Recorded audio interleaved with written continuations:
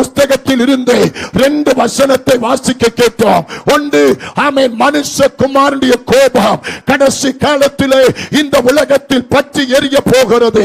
இரண்டாவது, பிசாசுடைய கோபம். அருமையான கர்த்தருடைய பிள்ளையே, நீ மனம் திரும்புவியோ, நீ மனம் திரும்ப மாட்டியோ, நீ ரட்சிக்கப்படுவியோ, நீ ரட்சிக்கப்பட மாட்டியோ, நீ பைபிளை படிப்பியோ, நீ படிக்க மாட்டியோ, நீ உபதேசத்தை கேட்பியோ, உபதேசத்தை கேட்க மாட்டியோ, அதெல்லாம் எனக்கு தெரியாது.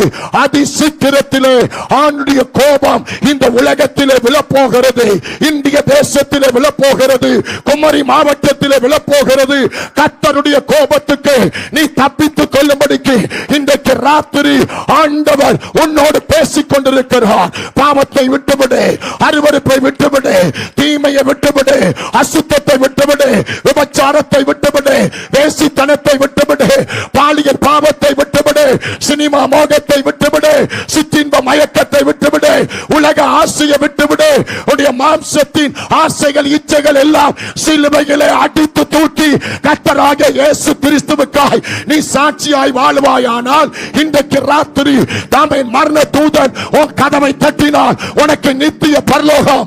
இல்ல மனம் திரும்பாவிட்டால், ரட்சிக்கப்படாவிட்டால், பாவத்தை அறிக்கை பண்ணாவிட்டால், ஓ ஸ்தோத்திரம், ஜலத்தினாலும் ஆவியினாலும் பிறந்து ஞானஸ்நானம் எடுக்காவிட்டால் இயேசுவின் நாமத்தில் வேதம் சொல்லுகிறபடி சொல்லுகிறேன், நித்திய நரகம் தப்பாது.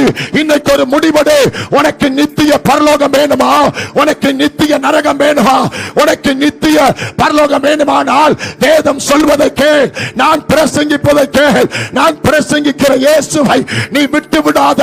அவரை பிடி, அவரை நம்பு, அவரை பின்பற்று. அவர் பலிபீடத்தில் உன்னை தாரவாத்து கொடு, அவர் சமூகத்தில் அர்ப்பணி. நிச்சயம் கர்த்தர் உனக்கு நித்திய பரலோக ராஜ்யத்தை தருவார்.